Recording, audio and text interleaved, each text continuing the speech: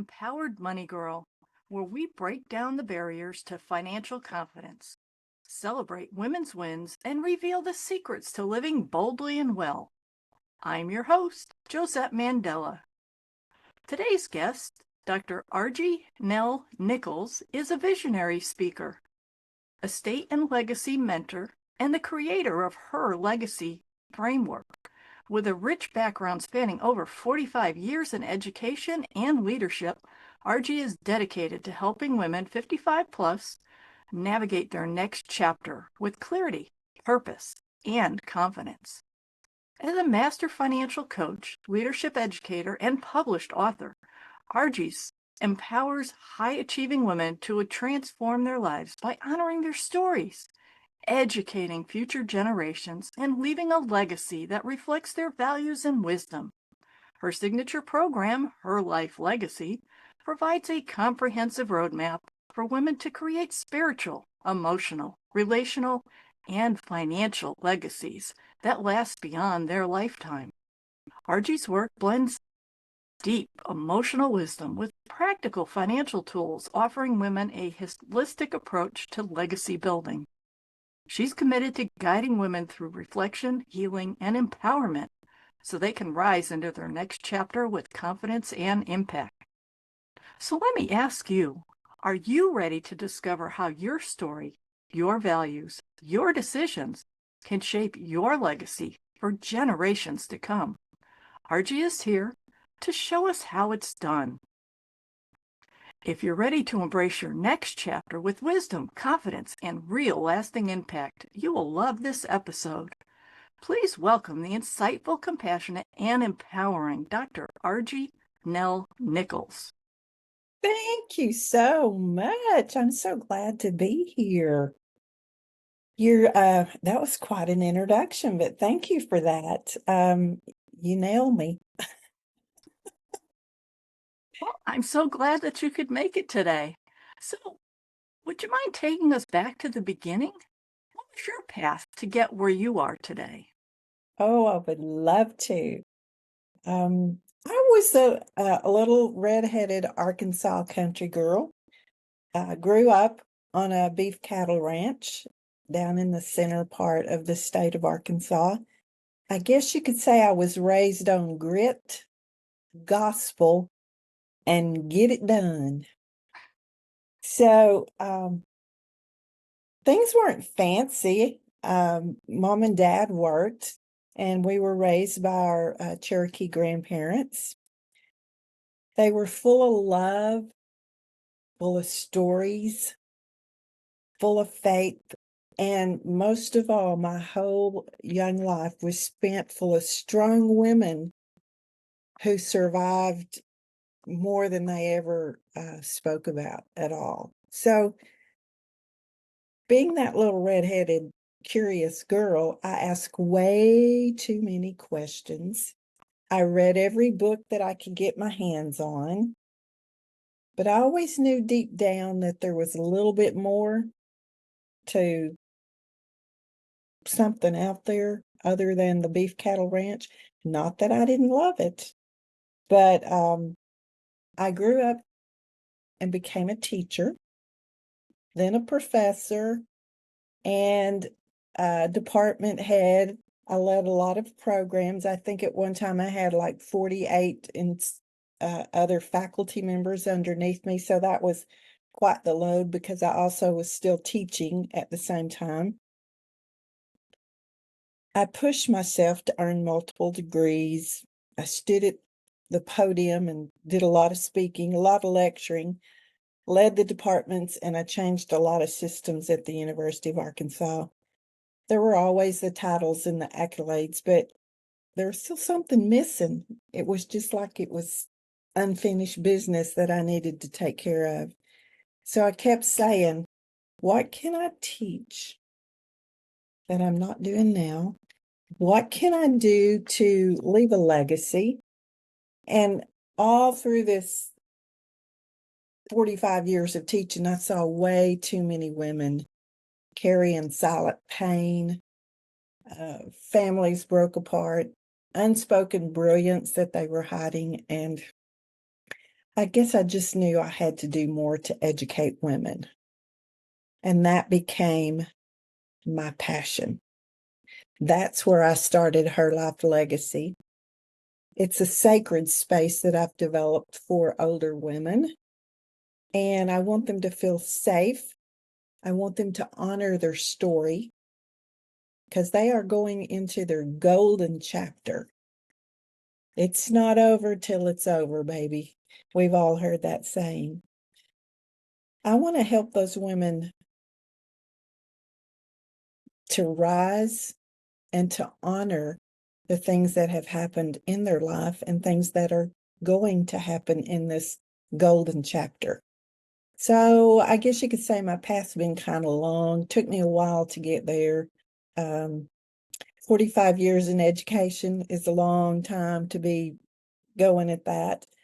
But from the beef cattle ranch to the college halls and the university fields, through burnout in business, through all kinds of unspeakable things. Now I'm not just walking the walk, I'm walking it and talking it and showing people how to leave that legacy. That sounds amazing. And what a life to go from cattle ranching to working in the education system and becoming a professor and all that goes with that, and then deciding, there's really something more here. Yes. So was that also around the time when you decided that you wanted to lead, or was the leading teams and things like that part of your education career?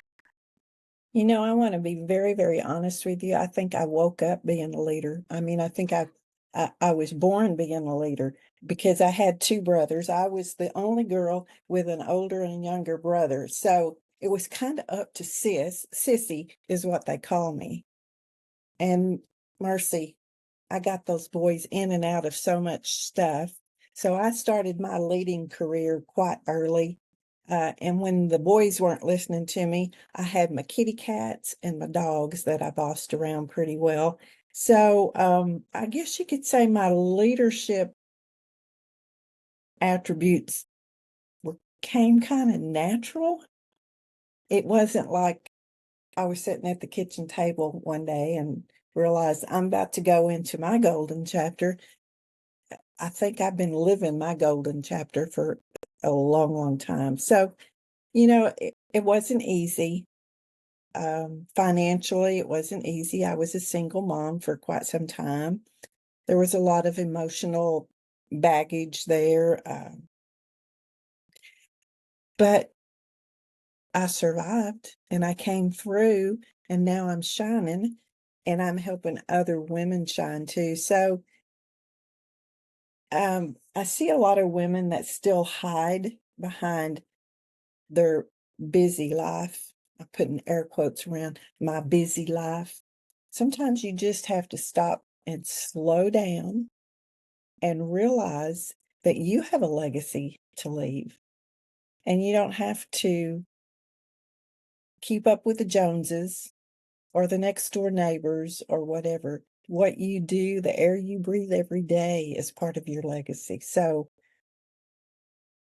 I think every one of us need to embrace what we've done, the good, the bad, and the ugly, and celebrate it, learn from it, and move forward.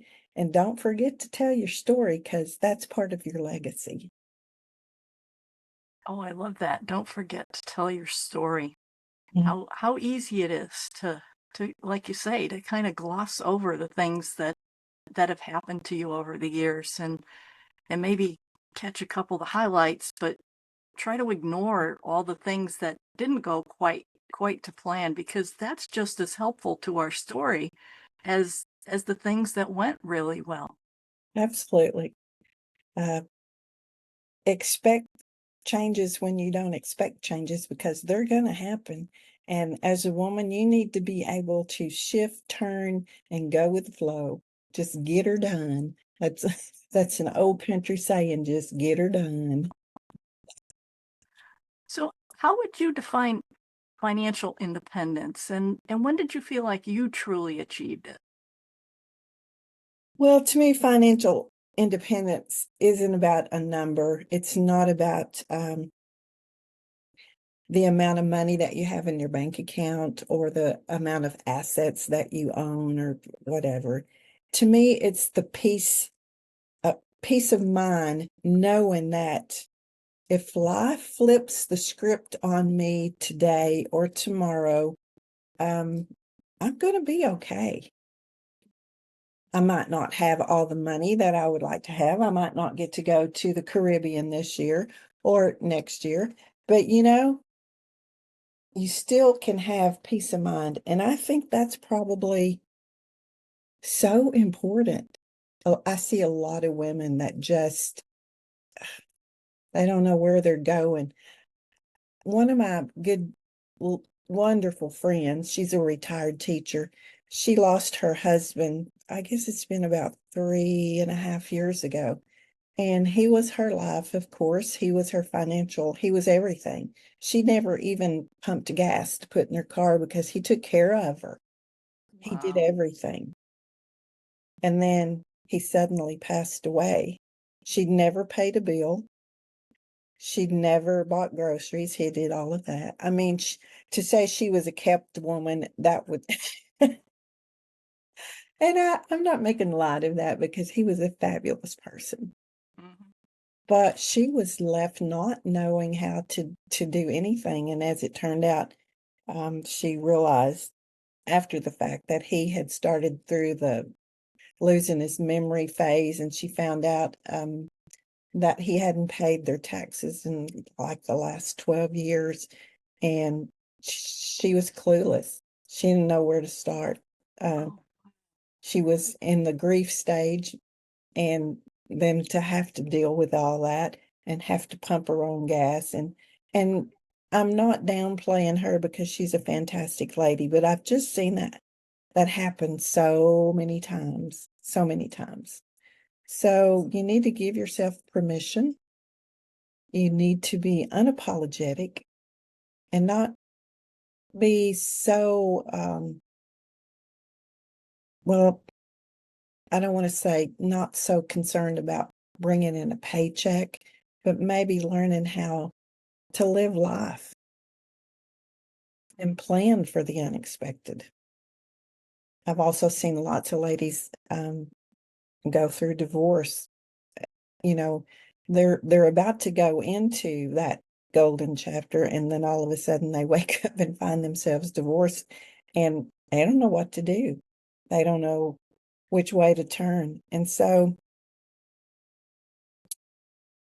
I guess it's not so much about the money to me as it is the peace of mind and the understanding and knowing where you are. You do need to have a good relationship with money. I'm not playing that lightly, but I guess what I'm trying to say is if something like this happens, know that you're there for yourself, that you don't have to depend on other people to pump your gas or to take care of you financially. And a lot of women don't plan for that.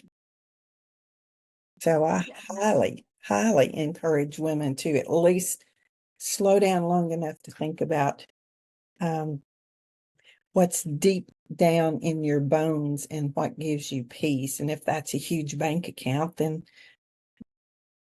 so be it. But you can live without that huge bank account. It's not easy by any means, but just understand that when something like that happens, you're the number one person that's going to take care of you. Nobody else is going to take care of you. You got to step up and do that. Yeah, and that's such a great insight. There, like you say, there's just far too many women that for various reasons seem to abdicate learning about money. Maybe they had a bad experience in high school math class. A lot of times you can trace a lot of these negative feelings that women have about money back to something that happened in childhood even. And Mhm. they don't recognize the connection between I don't want to touch the money. And that, something happened in childhood, and because they haven't made that connection, now they're looking for somebody else. Here, you take it. No, you take Yeah. it. I don't want to deal with it because I can make a mistake. But the problem is, if they don't even understand, like you said, that one poor lady whose husband died, and she's just clueless, and then finds out, oh my God, I'm about to lose my house because he hasn't paid the taxes in all these years. Yep, And and for me, like you said, the peace of mind is so important. To You don't have to do it all. If you want to let somebody else help you manage the money, go for it. But absolutely. you really need to understand, where is everything. You Mm, don't have to necessarily do it all, but you definitely need to understand it all. I couldn't agree with you more. And that's basically one of the things that I do is I guess I find myself helping women with mindset about money more than the investing and how do I make my money grow. I deal with that, and I have people that help, financial advisors that I advise them to go to. But you got to get your mindset correct. Now, I will say when you said that childhood stuff, I will tell you that my grandparents, um, at a very young age, I probably was barely old enough to walk, but I had a job. We had our chores. All three of us kids had chores, and we earned money for doing our chores. Now, when I say that, it was my chore was to gather the eggs every day. And if we sold a carton of eggs, I got to keep a quarter from each um, carton that was sold. Now, granted, a quarter today is not much, but back in those days, Mhm. I thought I was the richest little girl alive. And then my grandmother showed me how to take care of those quarters. And then my grandpa took me to the bank and we opened a savings account. So by the time I was 5, I was full-fledged in business for myself with my own bank account. And so my brothers had their chores and they had their own bank accounts. So I'm a little bit different than most people. I was blessed to have that raising, as they say. So, but a lot of people today don't have mentors like that, don't know where to start. And that's kind of sad. Yep, It is. yeah, So, do you actively invest, or I do. I most certainly do. Um, I still have my little savings account that was started. Now, um, I call it my freedom account. I don't use I put very little money in there, and over these years I kind of watch it grow a little bit, and then if I needed something special, but that's my freedom account. I think Dave Ramsey calls it your emergency account, or there's so many names for it, but that's my personal freedom account. I know it's there. It's like a big old security blanket that I have. And like I said, there's not that much money in it. Sometimes I just go to the bank and put a quarter in just to, for old time's sake. But yes, in my younger years, I chased security. Um, I wanted the degrees. I wanted good credit. I wanted that stable paycheck coming in. And I got that, but there was still some fear there. I'm not sure where that fear came from, but it was a fear of losing everything. And I didn't have that in my background, so I don't know where that fear came from. But I think mainly it was because I thought I was going to make a mistake. And I had to get over that before I started investing, before I started trusting someone to invest my quarters that I had to fight that rooster for. And I have some places. I don't do the penny stocks or that kind of stuff. I'm looking for something really stable, Mhm. especially at this point in my life. I think real estate is a good investment, especially today. I see the Airbnbs and the Harvest Host and so many ways that you can make money. And besides, that type of investment is just a good plan. Index funds, dividend stocks, long-term investments, those types of things. Um, and most of all, I invest in myself and my business. Took me a long time to get to that point. But when I had that little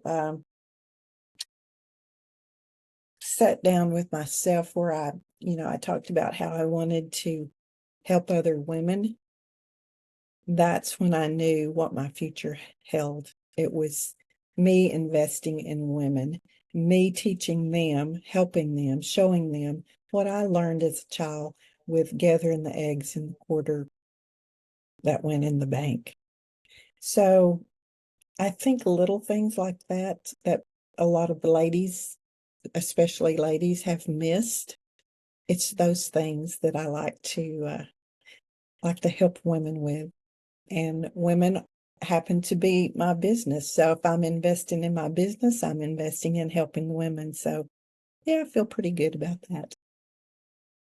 Yeah, and all of those things are great, and I definitely agree with you that there is no reason to make your investing complicated. You don't have to get involved in the cryptos and those high flying things because you never know which direction, and there's way too much, at least to me, there's way too much stress involved in trying to keep track of that stuff. So the the steady way to go. And again, you need a place to live. So why Mhm. not invest in real estate? And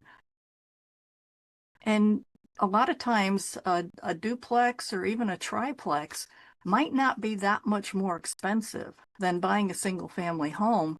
And now you've got the ability to get some income coming in with the remaining units. So you're building your wealth and you have yourself a nice place to live all at the same time.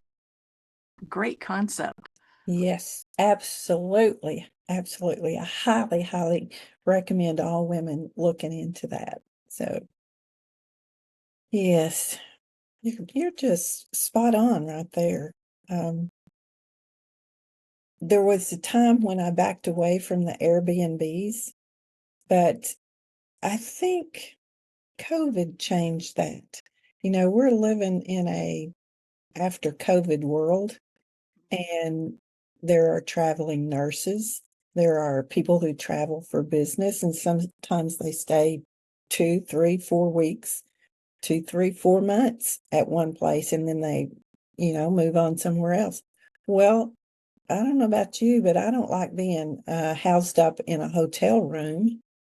I want to be able to have a little bit of freedom. And so the Airbnb thing has just actually busted kind of wide open after the pandemic. So that's also another good investment. And you could do Airbnb with your duplex. So there's lots of options there. Don't ever sell yourself short because there's ways to make money, ladies, or to Absolutely. invest your money, I should say. Hmm.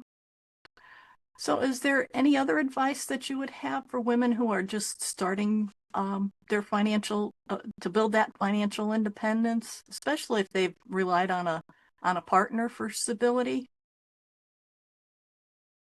Well, it goes back to mindset. The first thing I would tell a woman to do is to take a deep breath, relax, and realize that you're not alone. There's a lot of us out there in the world, and there's lots of support that can be offered. Now, by that, I don't mean that we're going to pay your bills or whatever. We're going to teach you how to be independent and start small. Don't think that you have to start with $100,000 investment. You can start with $50 and call it your peace fund or your emergency fund or whatever, your rainy day fund, whatever you want to call it. But just knowing, and it could have maybe $50 in it for 2 or 3 years, but it's still your peace fund. And if the world fell out from underneath you today, you could go get that $50 and have food to live on for a little while. So don't be so hard on yourself. Start small. Learn how to appreciate money. And it's not just stuff. If you're in a bind, you could sell some of that stuff to start this peace fund. I mean, in my case, I could go to my closet and pick out probably at least 15 pair of shoes that I haven't worn in the last, I don't know, 5 years. And I could sell those and have more than the $50. You know what I'm saying? That's a good way to start. And if you look around your house, we all have stuff, a lot of stuff that if you're not going to use it, sell it and get, you might not get what you think it's worth, or at least what it's worth to you, but that's a good way to start. And don't be afraid of the numbers. Like you said, I see a lot of women who wouldn't know how to balance a checkbook if they had to. Well, today they don't have to. The bank does all that for you, but by gollies, you better watch it. And I'm going to give you a true example of this. I have more than one bank account. I have one for business. And so sometimes I'll be surfing social media and something tweaks my little mind and I think, oh, I need that. I'll just put my credit card in and order it. And, it'll be here in 2 or 3 days, but, it turns out sometimes it's 2 or 3 months and then I forget that I've even ordered it. But here's what I've learned. When you're on social media surfing and you put your credit card in, that's not really a safe thing. You know what I'm saying? So you really need to watch your bank account. I woke up. Now, I got busy and I didn't check my bank. I usually check it daily, sometimes 3 or 4 times a day, just because of this situation. But, I woke up and I had I don't know, 4, 5, 6 charges on there. One was for almost $800 for a piece of software that I bought. And it was just bizarre, all the charges I had on there. Of course, I went to the bank and they worked with me and we got them off. And I learned a valuable lesson. So money's good when you have it, but there's so many scammers out there. And you know who they're targeting? Us older women. I mean, they think we're just, check, got me another one. So I bet there's not very many people out there that haven't been scammed. And I will say this, if you haven't been scammed, it's just a matter of time before somebody's going to get you in this day and age. And we are we're in this age where we've raised our family and our kids, and now all of a sudden we're all alone. And then this poor little scammer, who's probably not poor at all, contacts us and lays the sob story on you, and you just feel like, oh, well, my kids are gone, so now maybe I could help them, when you know what I'm saying. We've all been hit. So freedom isn't always freedom, but what I'm telling you as a woman, be careful and have your little peace fund. So there you go. That's my two. I'm gonna get off my soapbox now. So, how do you manage your identity and personal power outside of your job or your relationship? How do I manage it? So, do you I guess let me phrase it a different way. Do you have, we'll call it, a different persona when you're in your business versus in your personal life? Oh, heck no. What you see is what you get. I've been Professor Nichols or Dr. Nichols, and now I'm like, you don't have to put the doctor in front of that. Yeah, I worked hard to get that piece of paper, but it's okay if you don't call me Dr. Nichols, um, or director or whatever. I manage my identity by staying rooted in uh, my closeness to my God and my legacy, my grandparents, the way that they raised me and the kindness that they instilled in me. And I guess you could say I'm a healer. I'm not a holistic healer or a voodoo healer or whatever. I'm a legacy builder. And I think once you start building that legacy, you heal. You heal fractures in your family. Um, you heal fractures in your money situation. So the truth is, I like to surround myself with women. And it's not just something for me to put on my resume. Do I feel good when I'm able to help someone? Yes. But I think that's my God-given talent, and I give God the praise for that. And I am who I am. I'm not going to put a front on for anybody.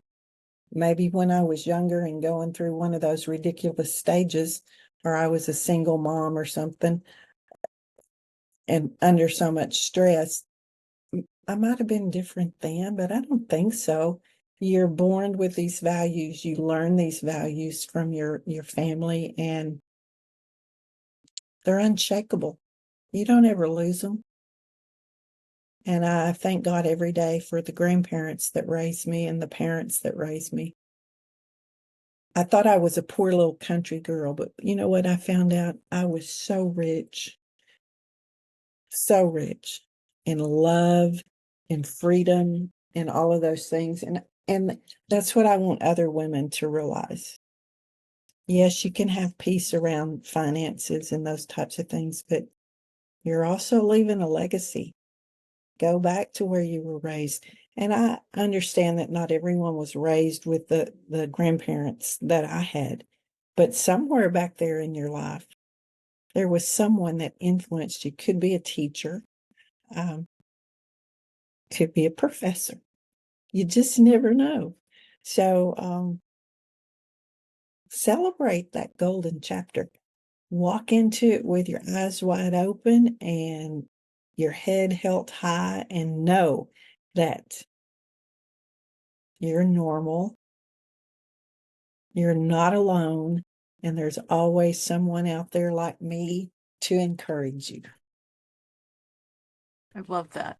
I love that. That Yeah, especially that you're not alone, because there's so many women that's what they think. And for me, a passion project is helping the abused women, because I was one at one point in my life, and that is definitely a mindset where you feel that you've been so broken down that you really believe that no one can help you, that you really are alone. So that's another market that I really have a lot of passion for. So what's next for you? What ambitions still drive you to get out of bed in the morning? Every morning I get up and I say my little prayers and I say, who can I help today? Who's going to see me on social media? Who's going to be touched by my message today? Um, it's just an honor and a privilege to be out there spreading joy and most of all, spreading kindness. I think there's not enough of that in the world. Everywhere you go, you can be kind. And it's free, by the way. You can open the door, or if someone opens the door for you, say thank you. It's the little things that make the difference in our world. And that's where I get my joy. And I hope until I take my last breath that I'm spreading kindness around the world. Yeah, absolutely. I love that. Spreading kindness because, like you say, it doesn't cost you anything to be kind to those around you. So, if you had one message to give to women listening today about owning their own independence, what would it be? It would be sis. Don't do life alone. Don't do it with guilt.